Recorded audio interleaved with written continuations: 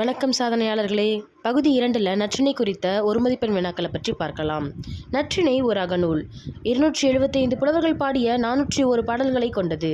9 அடி சிற்றல்லையும் 12 அடி பேரலையும் கொண்டது. தொகுத்தவர் பெயர் தெரியவில்லை. தொகுப்பித்தவர் பன்னாடு தந்த பாண்டியன் மாறன் வழுதி.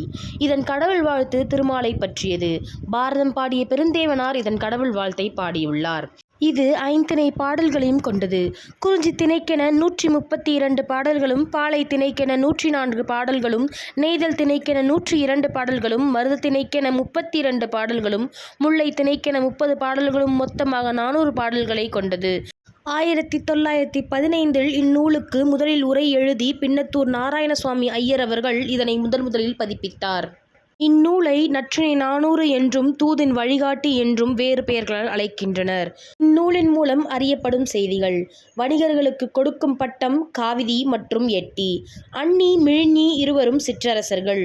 தொண்டி சேரநாட்டு துறைமுகம். கொற்கை பாண்டி நாட்டு துறைமுகம். மாந்தை சேரநாட்டு கடற்கரை ஊர்.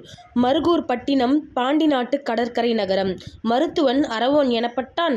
கணியன் என்பதற்கு சோதிடன் என்று பொருள். பகுதி 3ல் குறுந்தொகை குறித்த ஒரு மதிப்பெண் வினாக்களை காண்போம். நன்றி, வணக்கம்.